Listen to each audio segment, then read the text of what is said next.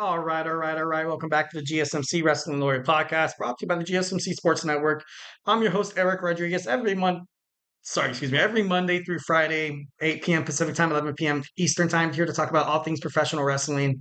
Just kind of reflect on what we talked about right quick. We had our WWE SmackDown review, our WWE Monday Night Raw preview.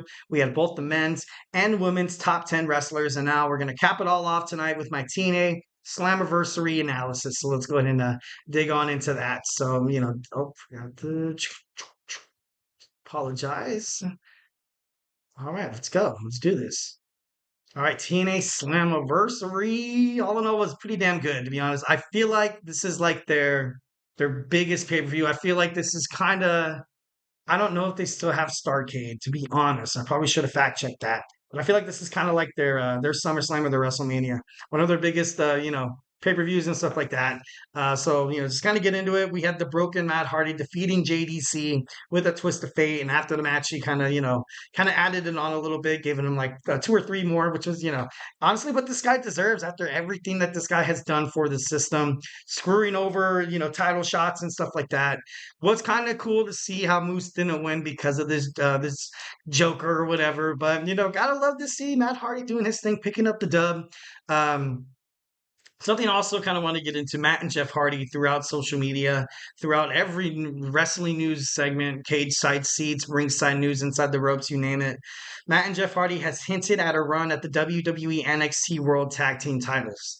That's pretty big. Obviously you have Axiom and Frazier right now, who's been on top of the tag team division, and they've been doing very, very well. I honestly, when they won the championships, I would say the whole entire time they've been champions, I've betted against them probably every single time. I was like, all right, this is it. This is it. This is when they're gonna lose. Oh, there's a wedge between Axiom and Nathan Frazier. Oh, they're definitely gonna lose to the Good Brothers at Heatwave, or was that Battleground? No, at Heatwave they fought Chase U. Yeah, but it just never came. It just never came. So I love Axiom and Nathan Frazier. To have them drop the belts against the Hardy Boys, I got to be honest, would kind of rub me the wrong way because same thing kind of happened. I would say probably like almost like 7 or 8 years ago, they came back at WrestleMania. The New Day were the host, and they said, "Oh, we have a surprise." And then the Hardy Boys came out, taking the titles away, taking the glory away from like the Good Brothers. Also, Enzo Amore and Big Cass when they were doing their thing. So definitely, I think Breezango was in there too. I think was Breezango there. That would have been crazy. Kind of have it come full circle. So he had no Hardy Boys hinting at a return to NXT. Broken Matt Hardy picks up the victory against JDC at TNA Slammiversary. All right, so now we have new TNA World Tag Team Champions, ABC. Like, I'm happy these guys won the championships. I was getting tired of the system. Clean slate in TNA right now. Moose is no longer the champion. Spoiler alert. And also you don't have the system have the championships, as well. So when a wrestling promotion does that, that's why I'm like thinking I was like, this is kind of like the WrestleMania, where kind of like a clean slate. Let's put new championship belts on the new different faces and stuff like that. Glad to see ABC win the championships. They've been within TNA for quite some long 10-year time and stuff like that. But they're gonna have a lot of people gunning for them. But as of right now, the match was pretty good. They deserved it. It was a well hard fought battle. New TNA World Tag Team Champions ABC. All right, next we saw Mike Santana defeat Jake Something. I like Jake Something, but I feel like his bookings and stuff like that. He's not really that like let's just slap a title on this guy. But no, he's a great competitor, and Mike Santana right now he is warming up. Definitely going to be fighting for that X Division Championship in the future. Maybe the digital media champion. At this point, I don't know who would want to face PCO, but no, like it's crazy. This a well superstar, well talented man with Mike Santana. He picked up the victory against Jake Something at Slammiversary. All right, next we have the Rascals take on the No Quarter Catch Crew. The Rascals just look really, really good with Wesley. And Wesley was at that point in NXT where I feel like he was going to hang it up. Didn't really want anything to do with professional wrestling anymore after, failing against Obafemi. He can't challenge for the North American Championship anymore. So Having him hop over to the tag team division in TNA is pretty huge. Obviously, since you don't have the systems representing the titles anymore, I feel like it's going to be more or less kind of open there. This was a big loss for the no quarter catch crew as well. Heights and um, Bourne, no, not Bourne. Oh man, Charlie Dempsey and Miles Bourne. I think it was Miles Bourne. Yeah, don't quote me on that. But we have the no quarter catch crew. Like I said, ever since they kind of lost Drew Gulak, I feel like they kind of lost their way a little bit, lost their success, lost their fire, so to speak. And then now you have the Rascals back together. Trey Miguel, Zachary Wentz, and also Wesley just lit up a fire, lit up the spark. Crazy, crazy, crazy. They're going to go after ADC. I guarantee it. That would be sick. Or maybe they go after Nathan Frazier and actually maybe Wesley teams up with Zachary Wentz or something like that. That would be absolutely awesome. I would love to see that. PCO, the French Canadian Frankenstein defeats AJ Francis in a Montreal street fight with everything going against them. Oh man, even Rich Swann got involved. That jerk. We have a new digital media champion and also a Canadian International Heavyweight Champion, Steph D. Launder.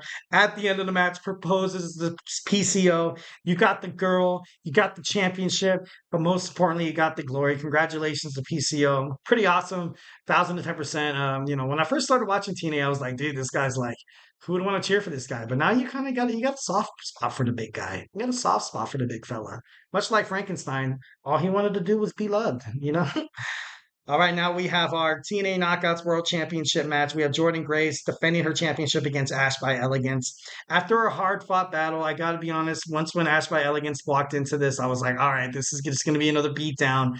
But she did very, very good. It was, she made Jordynne Grace work for it, fight for it. There was a point where you thought she could ultimately beat Jordynne Grace. I thought that was gonna happen too. I was like, oh my God, this is it. Like all these titles are changing hands, and now it's time for the women's division as well. But that didn't happen. Jordynne Grace was able to pick up the victory, the Juggernaut driver for the win. But you got to still give it up to Ash by Elegance. One of those things once again where you did lose, but at the same time you kind of won there. You won the respect of the superstar. Definitely won the attention of the wrestling universe. So, this was, not a loss. 1,010%. She's going to be in championship contention. Would love to kind of see her fight. Maybe move on to NXT, fight Roxanne Perez. That would be pretty cool. That would be pretty awesome. All right, we got a new champion as well. Bam, bam, bam. Speedball, Mike Bailey defeats Mustafa Ali, but in dramatic fashion. By dramatic fashion, I mean, Mustafa Ali brought out referee Earl Hebner. I didn't know if that guy was still around in professional wrestling. It was kind of cool to see him, though. I got to be honest. Like, after seeing everything, he was like, Triple H hated him as well back when Triple H, the McMahon Helmsley era and stuff like that. It was kind of cool to see him. I got to be honest. I was like, "What is that referee?" Or he's like, "No, no." So it was kind of cool to see that. Obviously, then the chant started. You screwed Brett started happening. Obviously, they were in Montreal, Quebec, Canada, where it happened. Mustafa Ali put Speedball Mike Bailey in the sharpshooter, expecting Earl Hebner to do the same thing that he did. Obviously, Earl Hebner, he learned twice. He, without a second guess, he was like, "No, I'm not doing it. If you're going to win this match, you got to win it honestly." So, Speedball Mountain is the new X Division champion. Hope that doesn't really, hurt, his partnership with Trent Seven because I definitely love the way they're together. Definitely love their tag team. So, yeah, hopefully this doesn't cause the demise of them. That'd be terrible.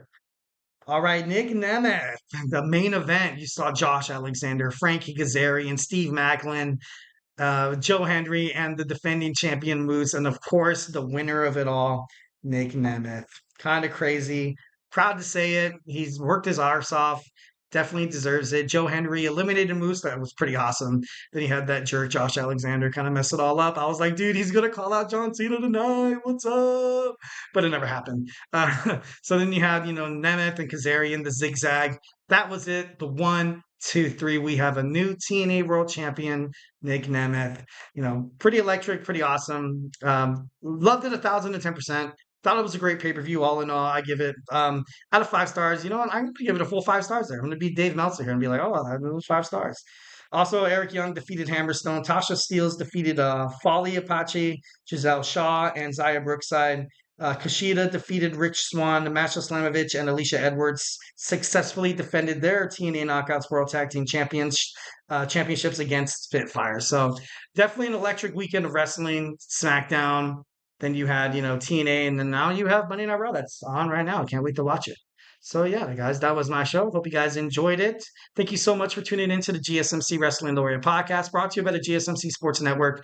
Thank you so much. Remember to Superman punch that like and subscribe button. Follow us on all of our major content platforms: Facebook, Twitter/X, Instagram, and TikTok for absolutely anything in concern rumor content and updates. And also here at the GSMC Sports Network, we do love a lot of peace, love, and positivity. So please remember to leave a positive review. Also subscribe to the show. And something I always say, if I haven't made you a wrestling fan by now, we have college football heating up with Tommy. That's right around the corner. We also have the NFL. We got a Chip Shot football podcast with Manny, and a football podcast with my boy Kenneth, and we have my man Emran right now coming on with the soccer podcast at 9:30. We have the Andrew Tate show. We also have Sam with baseball. And just make sure you be a part of this. We have my boy Nelson on basketball and Chris Shepard with fantasy sports. Fantasy sports right around the corner. Obviously, those who love to play fantasy football. Who doesn't love to play fantasy football? If you're looking for them sit downs, looking for them stardoms, looking for them draft picks right now, hit up the GSMC Fantasy Sports Podcast and watch my boy Chris Shepard basically show you guys the way. So, be a part of this GSMC Sports Bloodline. Once again, thank you so much for tuning into my show. Absolutely love you guys. See you tomorrow, 8 p.m. Pacific time, 11 p.m. Eastern sharp. So, hey, have a great day.